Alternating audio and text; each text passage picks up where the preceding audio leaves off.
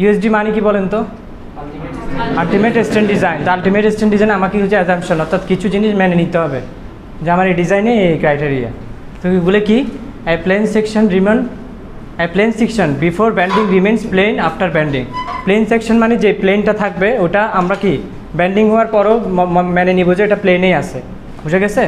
তো plane section বলতে এটা বিমের বা কলামের যে সেকশনটাই হোক না কেন সেটা ব্যান্ডিং হওয়ার পরও কী হবে? প্লেনই থাকবে। তাহলে এটা একটা point. Stress and strain are approximately proportional up to moderate loads. একটা নির্দিষ্ট লোড পর্যন্ত স্ট্রেস এবং স্ট্রেন কী থাকে? প্রপোর্শনাল থাকে। তো এটার লিমিট কত দিছে? 0.5 এফসি প্রাইম। এটা আমরা জিজ্ঞেস করছি না? হ্যাঁ, 0.5 এফসি প্রাইমের ভিতরে যদি আমার স্ট্রেস থাকে তাহলে কি হবে? স্ট্রেস এবং স্ট্রেন প্রপোর্শনাল থাকবে। এটা আরেকটা assumption. When the load is increased, the variation in the concrete stress is no longer linear. যখন লোড আরও বেড়ে যাবে তখন কিন্তু আর লিনিয়ার থাকবে না, তখন কি হবে? এটা প্রপোর্শনাল থাকবে না, ঠিক আছে? Tensile strength of concrete is neglected in the design of reinforced concrete বিম।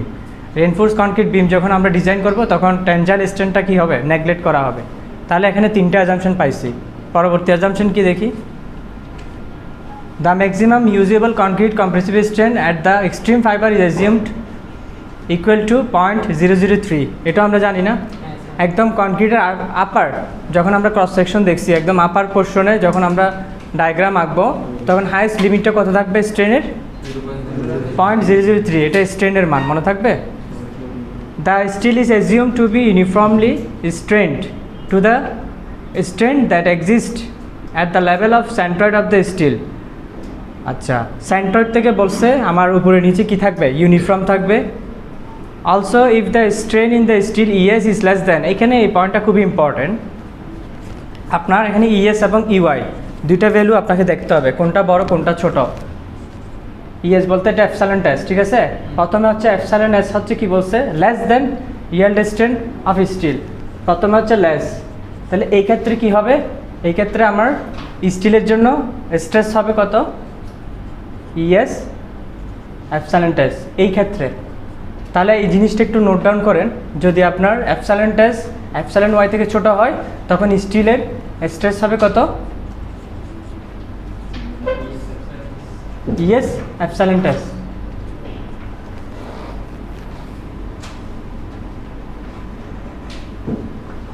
আর যদি বিপরীত হয় তখন কি হবে? যদি এপসাইলন টেস্ট বড় হয় এপসাইলন ওয়াই থেকে তখন স্টিলের স্ট্রেস হবে এফ ওয়াই।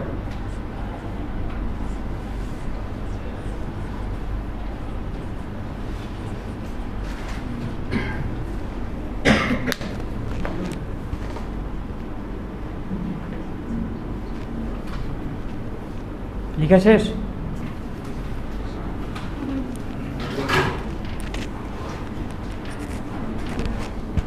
তাহলে আমাকে স্ট্রেনের এই দুটো ভ্যালু চেক করতে হবে। আমাদের ইএস যে কোনো পয়েন্টের স্ট্রেন যদি আলটিমেট স্ট্রেন থেকে কি হয়? ছোট হয় তখন স্টিলের স্ট্রেস হয়ে যাবে ইএস এপসাইলন টেস্ট। আর যদি ইএস এর মান যদি আলটিমেট থেকে বড় হয়ে যায় তখন হবে কি? ডাইরেক্ট এফ ওয়াই, ঠিক আছে? The bond between steel and concrete is perfect and no slip occurs. Steel এবং কনক্রিটের মধ্যে যে বন্ডটা হবে সেটা কি খুবই স্মুথলি হবে, এখানে কোনো স্লিপ হবে না, যে রেনফোর্সমেন্ট চলে আসবে না কনক্রিট থেকে, ঠিক আছে? তাহলে এই ছিল আমাদের অ্যাজাম্পশন। কয়টা অ্যাজাম্পশন দেখছি? 6টা। ম্যাক্সিমাম স্ট্রেনের মান কত, তারপরে এইটা দেখলাম, এই কন্ডিশনটা দেখলাম, তারপর এখানে টেনসাইল স্ট্রেনটা কী করবো আমরা? নেগলেক্ট করব। তারপর হচ্ছে কি বন্ডিংটা ভালো হবে, ঠিক আছে? তাহলে এই অ্যাজাম্পশনগুলো মেনে নিয়ে আমরা সামনের দিকে যাব। এখন এই ফিগারটা একটু মনোযোগ দেন। আমাদের বাম সাইডে যেটা দেখতেছি এটা হচ্ছে স্ট্রেন ডায়াগ্রাম। কি ডায়াগ্রাম? Strain diagram. দেখেন স্ট্রেনের সর্বোচ্চ মান কত যখন লিনিয়ার থাকে? 0.003। কার মান? স্ট্রেনের মান। এখানে আরও দুইটা ইন্টারসেক্টিং পয়েন্ট দেখতেছেন, দেখেন এই হচ্ছে কি এখানে একটা পয়েন্ট ইন্টারসেক্টিং, এখানে একটা পয়েন্ট। এই দুইটা কন্ডিশন কখন হবে বলতে পারবেন কেউ? বলে আমরা প্রথম লেকচারের দিকে দেখছিলাম ওভার রেনফোর্স আন্ডার রেনফোর্স, মনে আছে? তাহলে ওভার রেনফোর্স আন্ডার রেনফোর্সের বেলায় আপনার কন্ডিশনগুলো চেঞ্জ হবে স্ট্রেনের। সো নিচে যেটা টোটাল স্ট্রেনের ভ্যালু আছে এটাকে বলে এপসাইলন ওয়াই, এটাকে বলে এপসাইলন ওয়াই। এখানে দেখেন ডান সাইডে আপনাকে স্ট্রেস এবং স্ট্রেনের একটা ডায়াগ্রাম দেওয়া আছে। এখানে যতটুকু পর্যন্ত লিনিয়ার আছে ওই পোর্শনকে বলা হচ্ছে ইলাস্টিক রিজিয়ন, ঠিক আছে? ওই পোর্শন পর্যন্ত যেখানে আমি আলটিমেট FY পাইছি লিনিয়ারলি এসে ওই পোর্শন পর্যন্ত ওটাকে বলে কি ইলাস্টিক রিজিয়ন। তাহলে এখানে যা শুধু আপনার স্ট্রেন ডায়াগ্রামটা দিয়ে আছে, আর কিছুই নাই। এরপরে যাই, এখন আমার যে মেইন উদ্দেশ্য ইউএসডি মেথডের মেইন উদ্দেশ্য হচ্ছে কি জানেন? আলটিমেট মোমেন্ট বের করা। কি বের করা? Ultimate moment. তাহলে আমাকে মোমেন্টের ইকুয়েশন ডেভেলপ করতে হবে, আর মোমেন্টের ইকুয়েশন ডেভেলপ করতে হলে আমাকে ওভারঅল মেকানিজম জানতে হবে, ডায়াগ্রাম এঁকে। আমরা ইউএসডিতে যেমন ডায়াগ্রাম এঁকে কম্প্রেশন টেনশন থেকে আমরা মোমেন্ট নিয়ে বের করছিলাম, ঠিক তেমনি ইউএসডিতেও করব, ঠিক আছে? তাহলে আলটিমেট মোমেন্ট কি সেটা একটু জেনে আসি। The ultimate moment for a reinforce concrete beam can be defined as the moment that exist just period to the ফেলার অফ দ্য বিম। মানে কি বলছে? একটা বিম ফেল করার আগ মুহূর্ত সেই বিমটা কতটুক হাইস্ট মোমেন্ট নেয় সেটাই হইতেছে আলটিমেট মোমেন্ট। বুঝে গেছে? তাহলে আমি যদি জিজ্ঞেস করি বলা যাবে যে হোয়াট ইজ আলটিমেট মোমেন্ট? একটা বিম ফেল করার আগ মুহূর্তে হাইস্ট যে মোমেন্টটা নেবে সেটা কি ultimate moment. In order to evaluate this moment, we have to examine the stress, strain and force that exist in the beam. তো এই আলটিমেট মোমেন্টটা বের করতে হলে আমাকে স্ট্রেস, স্ট্রেন এবং ফোর্স এই তিনটা জিনিস কি করতে হবে? অ্যানালাইসিস করতে হবে। পরে যাই, তাহলে এই যে এই ডায়াগ্রামটা একটু পরে আমরা আরও মানে ডিপলি মেকানিজমগুলো দেখবো এখানে কোনটা কী। তাহলে আমরা এখন যেটা করতেছি এটাকে ফ্লেক্সারাল ডিজাইন বলা হয় অথবা ইউএসডি অ্যাপ্রোচ বলা হয়। ফ্লেক্সারাল ডিজাইন অথবা ইউএসডি মেথড, বুঝে গেছে? তাহলে সেম ডায়াগ্রাম দিয়ে আমরা কী শিখছিলাম? WSD শিখছি না? তাহলে এখন দেখবো কি ইউএসডি। তাহলে একটা জিনিস প্রথমে আপনাকে ওই ক্রস সেকশনটা আঁকতে হবে, একদম বাম পাশে যেটা আছে ওটা হচ্ছে বিমের ক্রস সেকশন, বিটা হচ্ছে বিমের উইথ, আর বিমের ক্রস সেকশনের হাইটটা কত? H। আর হচ্ছে এই রেনফোর্সমেন্টের সেন্ট্রয়েড থেকে একদম উপর পোর্শন পর্যন্ত এটাকে ইফেক্টিভ ডেপথ বলে, ঠিক আছে? D। আর হচ্ছে এই S বলতে কি বোঝাচ্ছে? স্টিলের এরিয়া, তাই না? তাহলে এর পাশে আমি কি করলাম? একটা স্ট্রেন ডায়াগ্রাম আঁকলাম। কার জন্য? আচ্ছা, এখন আমাকে বলতে পারবেন এটা কোন কন্ডিশনে পড়ছে? আমাদের তিনটা কন্ডিশন ছিল না? ক্র্যাক, আনক্র্যাক, ইলাস্টিক, ইনএলাস্টিক, মনে আছে?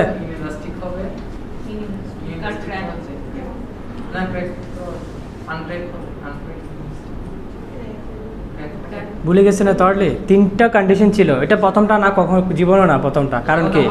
এটা নিউট্রাল অ্যাক্সিস উপরে উঠে গেছে। তাহলে এটা কি হবে? এটা কি সেকেন্ড কন্ডিশনে পড়ছে? থার্ড কন্ডিশনে। কারণ দেখেন আপনি কার বই গেছে কিন্তু সেকেন্ড কন্ডিশনে আপনার ওই মানটাও জাস্ট উপরে উঠছিল, কিন্তু এটা কিন্তু কার্ভ ছিল না। থার্ড কন্ডিশনে এসে কী ছিল? টাফ। তাহলে আপনাকে মনে রাখতে হবে আমরা যে ইউএসডি অ্যাপ্রোচ অ্যাপ্লাই করব এটা শুধুমাত্র থার্ড কন্ডিশনের জন্যই। আর ইউএসডিতে আমরা সেকেন্ড এবং থার্ড দুইটার জন্য করছিলাম, কিন্তু ইউএসডিতে আমরা ইনএলাস্টিক এবং কি ইলাস্টিক থাকবে এবং ক্র্যাক থাকবে। ক্র্যাকড এবং ইনএলাস্টিক কন্ডিশনের জন্য তাহলে আমরা ইউএসডি মেথড সবসময় অ্যাপ্লাই করব। সো এটার জন্য আমাদের ডায়াগ্রাম হবে কি স্ট্রেনের হাইস্ট মান 0.003 পাবো, নিচে হচ্ছে আমাকে রেশিওটা বের করতে হবে, EY থেকে বড় হবে না ছোট হবে, এই দুটো জিনিস চেক করে তারপর আমরা এই দুটো জিনিস ফেলবো, ঠিক আছে? তারপরে আপনার স্ট্রেস ডায়াগ্রামটা দেখেন, সেকেন্ড যে কন্ডিশনটা আছে সেটা স্ট্রেস ডায়াগ্রাম। ওটা একটা প্যারাবোলিক কার্ভ হয়েছে না কম্প্রেশন জোনে, সেটাকে বলে FC প্রাইম, ঠিক আছে? তারপর নিচে চলে আসেন, নিচে হচ্ছে কি আপনার টেনসাইল, এটাকে কি বলে? টেনশন বলে, ঠিক আছে? এটা হচ্ছে ফোর্স। এখানে যে C দিছে, T দিছে, এগুলো কার মান? ফোর্সের মান। আর মাঝখানে যে জেডটা এটা কি বলেন তো? টেনসাইল থেকে কম্প্রেশনের ডিস্টেন্সটা। এটারও একটা নাম আছে, ভুলে গেছেন? এটার একটা নাম আছে। সো যাই হোক, এটা কখন লাগবে বলেন তো? এই জেডটা কখন লাগবে? কেউ পারবেন ক্লাসে? এই জেডটা কেন দিছে বা কেন লাগবে? আমার মেইন কাজ কি? মুভমেন্ট বের করা না? মুভমেন্ট কেমনে বের করবো? মনে করেন আমি টেনশাইল জোনের মুভমেন্ট বের করলে আমাকে C পয়েন্টে মুভমেন্ট নিতে হবে, তখন আমার T এর সাথে জেড গুণ করতে হবে। ফোর্স ইন্টু ডিস্টেন্স মানে তো মুভমেন্ট, ফোর্স ইন্টু ডিস্টেন্স। সেমভাবে আমি যদি T পয়েন্টে মুভমেন্ট নিই তখন Cর সাথে কে গুণ হবে? জেড গুণ হবে। সো এই জন্য আমার জেডটা লাগবে। সো এই ডায়াগ্রামটা কি আঁকা যাবে? প্রথমে হচ্ছে সেকশন আঁকবেন, নিউট্রাল অ্যাক্সিস একটু উপরে দিবেন, তারপর হচ্ছে স্ট্রেন ডায়াগ্রাম আঁকবেন, তারপর কি স্ট্রেস ডায়াগ্রাম আঁকবেন। সো এখানে টেনসাইল জোনে কী হয়েছে? আমরা কিছুটা নেগলেক্ট করছি, তাই না? তাই ওদিকে আর কার্ভ আসে নাই। কার্ভ হচ্ছে কম্প্রেশন জোন পর্যন্ত। তারপর হচ্ছে টিটা বাইরে হবে, যেহেতু এটা টেনশন, আর কম্প্রেশনটা ভিতরে হবে, মাঝখানে থাকবে জেড। সে একটু এটা নিয়ে কি কার কোনো কোয়েশ্চেন আছে আর? আচ্ছা, এরপরে যাই। এখানে আবার কিছু কথা আছে, কথাগুলো একটু পড়ি। Concrete compressive strain is less then 0.003 when the maximum tensile stress unit equal its yield stress Fy as a limit। বলা হচ্ছে এখানে কনক্রিটের যে স্ট্রেনটা আছে কম্প্রেসিভ স্ট্রেন, এটা 0.00 থেকে ছোটো হবে কখন? যদি ওই কনক্রিটের টেনসাইল স্ট্রেনটা যদি কি হয় Fy থেকে Fy সমান হয়, অর্থাৎ কনক্রিটের টেনসাইল স্ট্রেন যদি Fy হয় সেক্ষেত্রে বলা হচ্ছে এই স্ট্রেন 0.00 থেকে ছোটো হবে। কনক্রিটের টেনসাইল স্ট্রেন যদি Fy হয় তখন কি হবে? স্ট্রেন 0.00 থেকে ছোটো হবে। পরের পয়েন্টে কি লেখা আছে? Maximum compressive strain equal to এত, then the tensile stress is less than Fy। যখন কনক্রিটের টেনসাইল স্ট্রেস Fy থেকে ছোটো হবে সেক্ষেত্রে আমি কম্প্রেশন কত পাবো বা স্ট্রেন কত পাবো? 0.003। সো এই কন্ডিশনটার উপর ডিপেন্ড করে আমি 0.003 কখন পাবো না সেটা বুঝবো। যদি এটা হয় তাহলে কি হবে? 0.003 ছোটো হবে, যদি এটা ছোটো হয় তাহলে 0.003 হবে। ক্লিয়ার? এখন আসেন ফোর্সগুলো কী কী দিয়ে আছে, সি এবং টি। আমার মেইন টার্গেট হচ্ছে মোমেন্ট বের করা। কি বের করা? মোমেন্ট, যেটাকে নমিনাল মোমেন্ট বলা হচ্ছে, nominal moment capacity. So moment বের করতে পারলেই পরে আমি কি করতে পারবো? ম্যাথ ডিজাইন করতে পারবো। ঠিক আছে? এখানে একটা জিনিস বলে দিই, আমরা ইউএসডিতে কী করছিলাম? জে কে অনেক কিছু বের করছি না, এখানে কোনো জে কে আসবে না, এখানে শুধু কিছু কোভিশিয়েন্ট আসবে। কি আসবে? কোভিশিয়েন্ট, ওগুলো দেখবো পরে। সো এই ক্ষেত্রে ইউএসডির ক্ষেত্রে আমার কোভিশিয়েন্টগুলোর মান বের করা হচ্ছে অনেক গুরুত্বপূর্ণ। ডাব্লিউএসডিতে ম্যাথ করা সহজ, কিন্তু ইউএসডির ম্যাথগুলো একটু বড় হয়। ঠিক আছে? তাহলে আমার এখানে কি লেখা আছে? The force C and T and the distance that separated them constituents in a. আচ্ছা, এখানে কি বলা হচ্ছে? সি এবং সি কাজ করতেছে ভিতরে আর টি কাজ করতেছে বাইরে, মাঝখানে আছে কি? জেড। তাহলে জাস্ট এখানে জেডের কথাটাই আসছে যে মোমেন্ট নেওয়ার জন্য আমার জেডটা লাগবে। ঠিক আছে? তখনই আমি যে পয়েন্টে মোমেন্ট নিব, এই পয়েন্টে নিলে আমার টি এর সাথে জেড গুণ হবে, এই পয়েন্টে নিলে সি এর সাথে জেড গুণ হবে, তখনই আমি মোমেন্ট ক্যাপাসিটি বের করতে পারবো। এই কথাই লেখা আছে। ঠিক আছে? As a limit this nominal moment must be capable of resisting the actual design bending moment introduced by the applied load. তো যখনই আমি আপনার মুভমেন্টগুলো নেবেন এই পয়েন্টে, এগুলো হচ্ছে অ্যাপ্লাইড লোড। ঠিক আছে? অ্যাপ্লাইড লোড বলতে কি? উপরে যে লোডগুলো আসতেছে ওই লোডগুলোর কারণে তো এখানে সি এবং টি এর মান বাড়বে কমবে।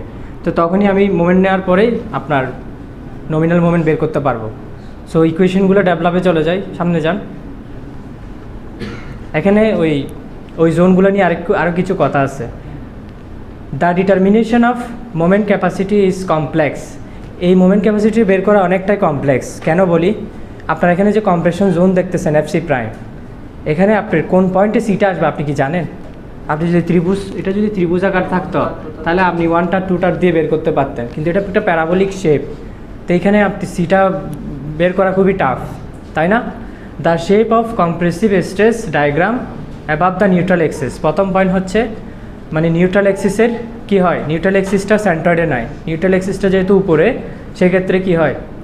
আমার কম্প্রেসিভ স্ট্রেসটা নিউট্রাল এক্সিসের উপরে হয়, এটা তো আমরা জানি, উপরে হবে compressive stress zone. Not only is C difficult to evaluate but also its location relative to the tensile steel is difficult to establish. তো টি এর সাপেক্ষে আর কি, টি এর সাপেক্ষে সি এর লোকেশনটা কোথায় হবে এটা বসানোটাই হচ্ছে অনেকটা টাফ ইউএসডিতে। কার সাপেক্ষে? টি এর সাপেক্ষে সি এর লোকেশন কোথায় হবে সেটা ইভ্যালুয়েট করা অনেকটা টাফ। কেন টাফ? কারণ এটা প্যারাবোলিক, এটা মানে ইউডিএল না বা ভিডিএলও না, বুঝে গেছে?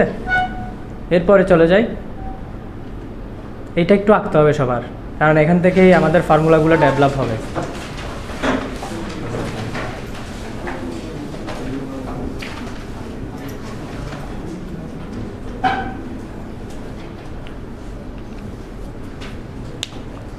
প্রথমে কম্প্রেশন জোনটা দেখান, যেটা ডিস্টেন্স সি, টোটাল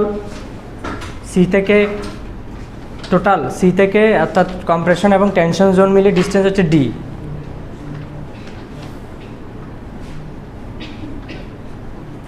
সি যে পয়েন্টে কাজ করতেছে এর উপরের পোর্শনটা হচ্ছে বিটা সি। তাহলে জ্যাড ইকুয়াল টু কী হবে? ডি থেকে বিটা সি বাদ।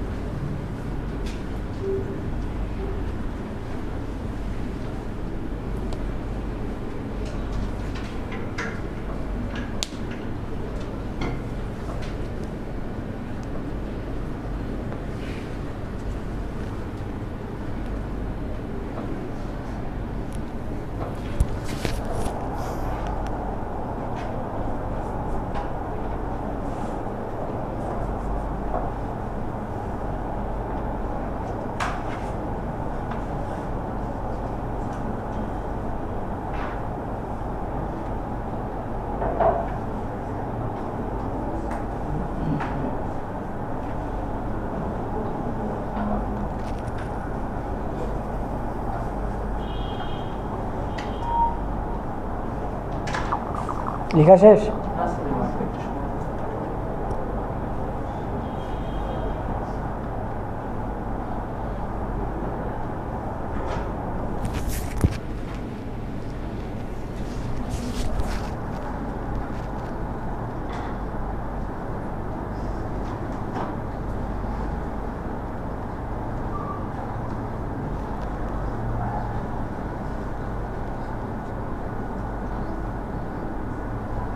স্যার সি থেকে আপওয়ার্ড পর্যন্ত এটা বিটা সি না? হ্যাঁ বিটা সি। বিটা সি কি এটা একটু এক্সপ্লেন করবো, লেখা শেষ হলে বলেন।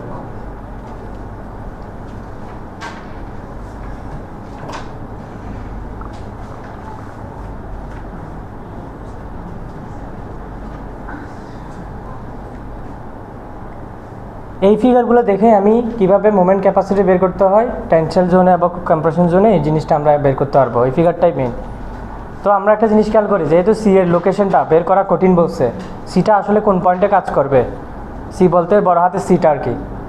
সো সেটার জন্য আমাকে কি করতে হয়েছে, উপরে বিটা সি আনতে হয়েছে। বিটা বলতে একটা কোএফিসিয়েন্ট, তার মানে আমার বিটার মান জানলেই পরে আমি কি জানবো সিটা কোন পয়েন্টে আসলে কাজ করবে। ঠিক আছে, বিটা হচ্ছে একটা অজানা ভ্যালু যেটা আমরা বের করতে পারবো, বি এর মান অর্থাৎ বিটার মানটা আমরা জানি, একটা চার্ট থেকে বের করতে পারবো। সো বিটা সি দিয়ে দিব উপরের ডিস্টেন্সটাকে, যেহেতু আমি জানি না সি এক্স্যাক্টলি কোথায় কাজ করবে। উপরের ডিস্টেন্স কী হবে, বিটা সি, যেখানে বিটাটা একটা কোএফিসিয়েন্ট। সো জেডটা কী ছিল, টি থেকে সি এর ডিস্টেন্স। তাহলে পুরোটা যদি ডি হয় তাহলে জেড এর মান কত হবে, ডি মাইনাস বিসি অর্থাৎ বিটা সি। তাহলে পুরো ডিস্টেন্স থেকে যদি বিটা সি বাদ দেন তাহলে মাঝখানে কী থাকে, আর জেড এর ভ্যালু থাকে। ঠিক আছে, তাহলে আপনার ডিস্টেন্সের গেল। এখন একটা জিনিস খেয়াল করেন, টি ইকুয়াল টু কি দিয়ে আছে, এস এফ এস। এটা কীভাবে আসলো বলতে পারবেন? স্ট্রেসের ইকুয়েশন দেখে আর কি। স্ট্রেস ইকুয়াল টু কি, ফোর্স বাই এরিয়া না? স্ট্রেস ইকুয়াল টু কি, ফোর্স বাই এরিয়া। তাহলে এখানে স্ট্রেসের জায়গায় আপনি এফএসটাই তো স্ট্রেস, তাহলে এফএস স্ট্রেস, ফোর্স কি এখানে টি, তাহলে টি ইকুয়াল টু কি দাঁড়াবে, এটাকে এস দেন স্টিল যেহেতু হয়েছে, তাহলে এস এফ এস, তাহলে টি ইকুয়াল টু কি দাঁড়ায়, এস এফ এস। তাহলে এই জন্য টি ইকুয়াল টু কি আসছে, এস এফ এস আসছে। এখন এই আরেকটা জিনিস যেটা কোয়েশ্চেন করতে পারেন, C equal to alpha B, alpha F C prime B C, এটা কোত্থেকে আসলো, এটা একটা কোয়েশ্চেন না? পরের পেজে চলে যান, আরে পরে যান। হ্যাঁ, এখানে প্রথমে লিখেন আপনি সি ইকুয়াল টু, সিটা পাচ্ছি কনক্রিটের এরিয়া ইন্টু এফ এবি। এই পয়েন্টটা থেকে আমরা কি পাচ্ছি, সি পাচ্ছি। এফ এবিটা হচ্ছে অ্যাভারেজ কম্প্রেসিভ স্ট্রেস কম্প্রেশন জোনে। এফ এবিটা হচ্ছে অ্যাভারেজ কম্প্রেসিভ স্ট্রেস কোন জোনে, কম্প্রেসিভ জোনে। মনে করেন এটা হচ্ছে আপনার কম্প্রেশন জোন, এটার জন্য আমরা কার্ভ পাইছি এটা। ঠিক আছে, তাহলে এটা হচ্ছে বিসি, এটা হচ্ছে সি এর মান, এটা হচ্ছে বি এর মান।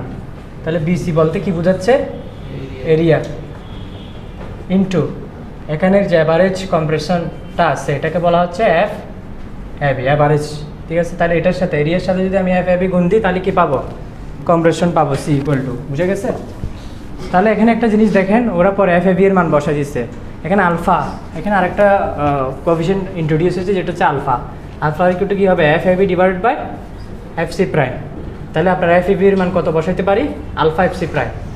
তাহলে F average equal to alpha কী হবে, এফ সি প্রাইম। তাহলে এখানে আমি মানটা বসাই দিই, সি ইকুয়াল টু কী পাইলাম, alpha F C prime BC. মানে এফ এবি এর জায়গায় কি বসা দিছি, আলফা এফ সি প্রাইম। তো এখান থেকে সি এর ভ্যালুটা আসছে, সি ইকুয়াল টু কী হয় তাহলে, alpha F C prime BC. এবার ওই আগের দুটো স্লাইডে চলে যান। হ্যাঁ, তাহলে এখন কি বুঝতে পারছেন সি এর ভ্যালুটা কেমন আসলো? কনক্রিটের এরিয়াকে অর্থাৎ কনক্রিটের কম্প্রেশন জোনের এরিয়াকে অ্যাভারেজ স্ট্রেস দিয়ে গুণ দিব, ঠিক আছে? কনক্রিট জোনের, তাও কনক্রিটের কম্প্রেশন জোনের অ্যাভারেজ এফ এবি দিয়ে গুণ দিব। গুণ দেওয়ার পরে তারপর সেটাকে আলফার ইকুয়েশনের মাধ্যমে রিপ্লেস করে তারপর আমরা কি পাইছি? Alpha F C prime BC পাইছি। তাহলে সি এর ভ্যালুটাও বের করছি, টি এর ভ্যালুটাও বের করছি, মাঝখানের ডিস্টেন্সগুলো আমার জানা আছে। এখন শুধু আমরা স্ট্রেনের ইকুয়েশনটা একটু দেখি কীভাবে আসছে। উপরেরটাকে বলা হচ্ছে আলটিমেট স্ট্রেন এপসাইলন টিউ। যেহেতু আমি টি এরটা যে কোনো একটা পয়েন্টে বের করতেছি, তাহলে এটাকে বলবো ইএস বা এপসাইলন টেস। যে কোনো পয়েন্টের জন্য বের করলে সেটাকে কী বলবো? এপসাইলন টেস। তাহলে ইএস ইকুয়ালটি কী দাঁড়ায় আমরা তো জানছি একটু আগে, এখানে কোথায় জানি লিখছিলাম, এই যে এটা এফএস সমান কী ছিল? স্টিলের স্ট্রেস এফএস সমান কী হবে বলেন তো? এপসাইলন টেস ইএস না? আপনি এফএস ইকুয়াল টু লিখেন, কী দাঁড়ায়? ইএস এপসাইলন টেস। এটা কোত্থেকে আসছে? এই ইকুয়েশন থেকে আসছে। এটা বুঝে গেছে? আমি বলেছি কি, যখন আপনার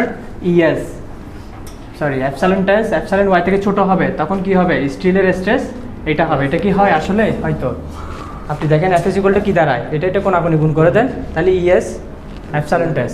তাহলে এই যে এখানে ইএস এপসাইলন টেস। এখন কি পারবেন যে কোনো পয়েন্টে এপসাইলন টেসের মান বের করতে? এফএসকে শুধু কি করবেন?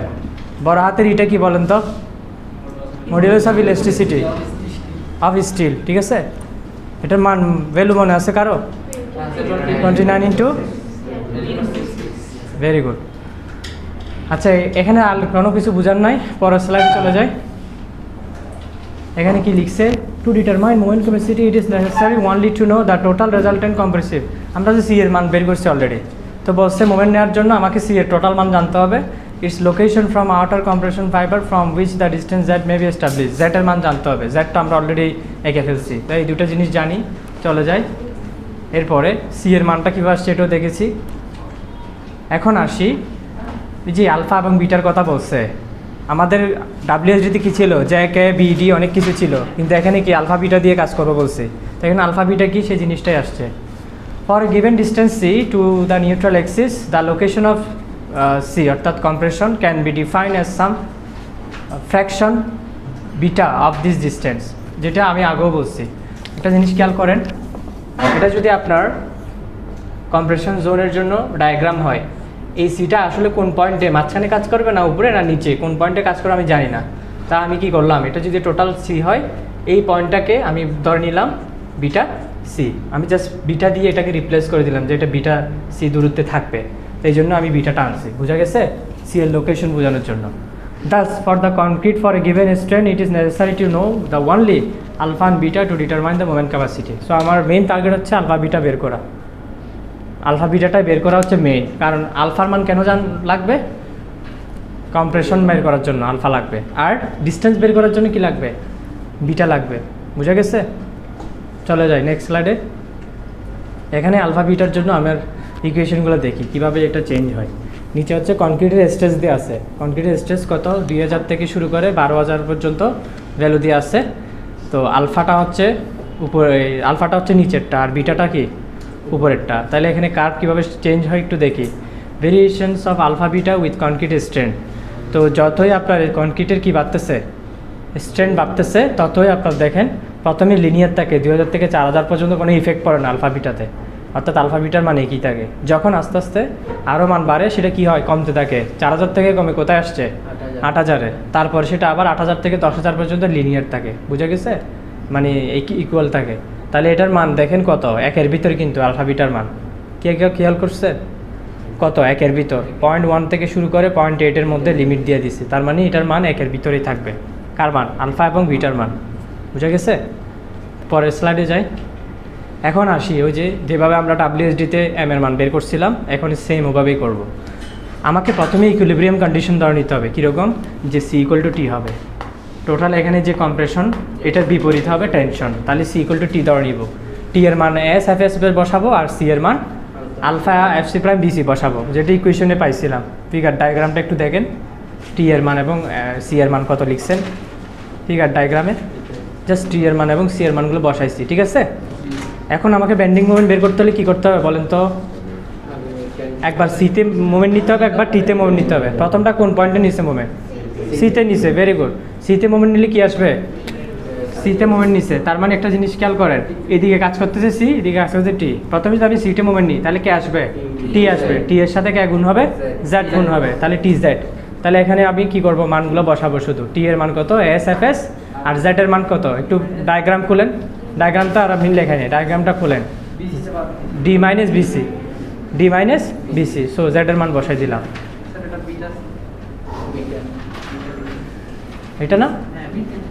এরপর আসি, পরের মোমেন্ট কোথায় নিলাম দেখেন, টিতে নিচে। তাহলে টিতে মানে নিচের পয়েন্টে, নিচের পয়েন্টে মোমেন্ট নিলে কি আসবে? টি আর আসবে। যে পয়েন্টে মোমেন্ট নিব ওই পয়েন্টে আসবে না, তাহলে সি ইন্টু কী হবে? জেড। তাহলে সি জেড, সি এর মানটা বসাবো, তারপর কি জেড এর মানটা বসাবো। তাহলে আমি কি পেয়ে গেলাম? মোমেন্ট পেয়ে গেলাম। তার মানে আমি আমার এখন আমার হাতে যে ডাটা আছে আমি ওইটা দিয়ে মোমেন্ট বের করে ফেলতে পারবো। সাপোজ আমাকে যদি স্টিলের এরিয়া, স্টিলের স্ট্রেস দেয়, আমি উপরের ইকুয়েশন ইউজ করব। যদি আমার হাতে ওগুলো না থাকে তখন আমি কম্প্রেশন, মনে করেন কনক্রিটের কম্প্রেশন দিয়ে আছে, আলফার মান দিয়ে আছে, তখন আমি কি বের করব? নিচের ইকুয়েশন দিয়ে মোমেন্ট বের করতে পারবো। তার মানে দুটো ইকুয়েশন আমার হাতে আছে এখন, যে ডাটা দেওয়া থাকবে এগুলো দিয়ে আমি ইজিলি মোমেন্ট বের করতে পারবো। এখান থেকে আমার সি এর মান কীভাবে বের হয় একটু দেখি। For failure initiated by yielding of tension steel F S equal to F Y. Failure কন্ডিশনে আমার F S equal to F Y ধরতে হবে, কারণ কি স্টিলে যে স্ট্রেস আছে সেটা ফেল করার আগে কি আলটিমেটে পৌঁছে যাবে না? তাহলে এফ এস ইকুয়াল টু কী হবে? F Y. সেক্ষেত্রে আমার এফ এস এফ ওয়াই যদি ইকুয়াল ধরি তখন আপনার ইকুয়েশন দাঁড়াবে কি? C equal to S F Y alpha F C prime B. এটা কোথেকে আসছে বলেন তো?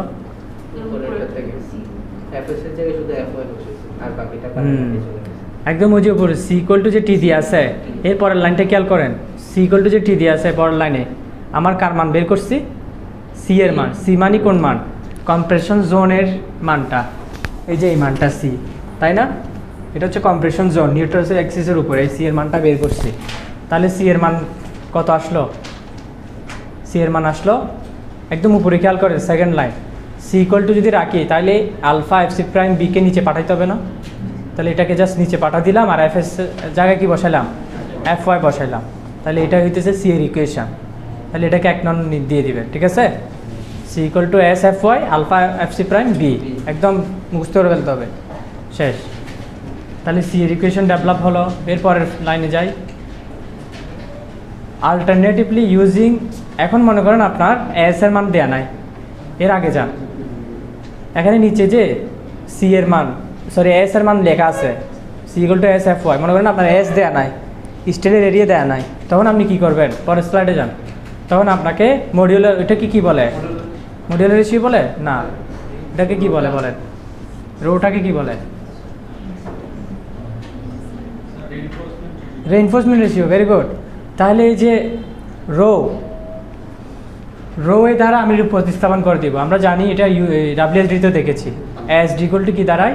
রো বিডি, মনে থাকবে? এস ডি ইকুয়াল টু কি, sorry S equal to rho BD. তাহলে আমি জাস্ট এস এর জায়গায় কি বসাই দিব? রো বিডি বসাই দিব। তো রো বিডি বসাই দিলে আমার কি কাটা যাবে বলেন তো? বিবি কাটা যাবে। আগের ইকুয়েশনে যান, আগের এখানে নিচে কি আছে? বি আছে। আমি উপরে এস এর জায়গায় কি বসাইছি? Rho BD. তাহলে উপরের বি আর নিচের বি কাটা যাবে না, তাহলে উপরে কি থাকবে? রো ডি থাকবে। তাহলে এখানে সি ইকুয়াল টু, তাহলে সি এর দুটো ইকুয়েশন পাইছি, তাই না? একটা হচ্ছে কি যদি স্টিলের এরিয়া ইউজ করি, আরটা যদি রো এর মান দিয়ে ইউজ করি, পারা যাবে সি এর মান বের করা। তাহলে প্রথমে হচ্ছে আমাকে কি করতে হয় জানেন? ইউএসডিতে সি চেক করতে হয়, সি কতটুকু আছে। তাহলে সি এর ইকুয়েশন ইউজ করে আমরা সি চেক করবো, তাই না? এখন আসেন নমিনাল মোমেন্টের মানে পুরাই ইকুয়েশনটা দেওয়া আছে, এটা একদম মুখস্থ করে ফেলতে হবে। কোনটা? নমিনাল মোমেন্টের এম এর মানটা rho F Y BD square 1 minus beta F Y rho divided by alpha F C prime. এটাকে বলা হয় নমিনাল মোমেন্ট, এম এন। আরেকটা পয়েন্ট আছে আলটিমেট মোমেন্ট, ওটা আমরা একটু পরে জানবো। নমিনাল মোমেন্ট থেকে কীভাবে আলটিমেট মোমেন্ট পাবো। তো এটা হচ্ছে নমিনাল মোমেন্টের ইকুয়েশন, এটা একটু লিখে ফেলেন, এম এন ইকুয়াল টু, কারণ আমরা এত কিছু করছি কেন? এটার জন্যই, ঠিক আছে?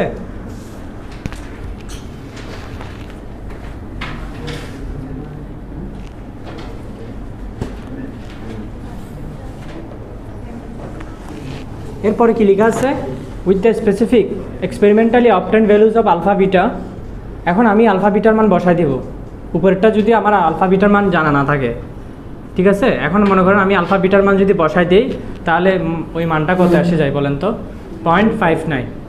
আমি এক্সপেরিমেন্ট করে আলফা বিটার মান বের করছি, বের করে জাস্ট মানটা বসাই দেবো। তাহলে হচ্ছে কি, আপনাদের শর্টকাটে নিচে সূত্রটা ইউজ করতে হয়, সবসময় আমি আলফা বিটা রাখবো না।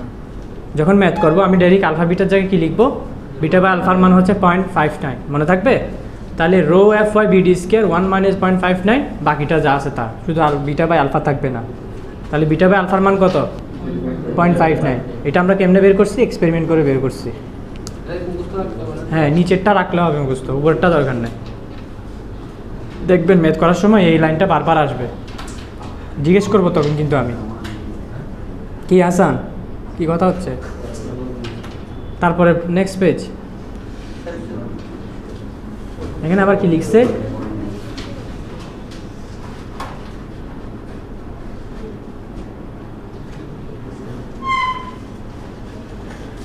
the C and Z may easily be established by replacing the unknown complex compressive stress distribution by fictitious one of simple geometrical shape rectangle, provided that the fictitious distribution results in the same total C applied at the same location as in the actual distribution when it is at the point of failure। তো বলা হইতেছে আমার এই যে Z এর ভ্যালুটা, জেডটা কোত্থেকে আসতেছে, আমার সি এর মানের উপরেই তো আসতেছে। সিটা কোথায় হচ্ছে, কারণ টি থেকে সি এর মানই তো জেড। তো অ্যাকচুয়ালি এই জেড এর মানটা আমরা কিভাবে বের করব, সি এর মানটার উপর ডিপেন্ড করে। এখন সি এর মানটা কেমন হবে সেটার জন্য আমি সবসময় বিমকে রেক্ট্যাঙ্গেলেই কাউন্ট করছি। আমাদের বিম কি সার্কুলার ছিল না, তো আমরা রেক্ট্যাঙ্গেলকে মানে হিসাব করে বের করছি। বাস ফিক্টিসিয়াস মানে কি, আমি জাস্ট কল্পনা করে তারপরে আমরা সি এর ভ্যালুটা বের করছি। এখানে জাস্ট ওইগুলো লেখা আছে, আর কিছু না। পরে যাই, শেষ, ঠিক আছে। তাহলে আজকে আমরা কি করলাম, আজকে আমরা নমিনাল মোমেন্ট বের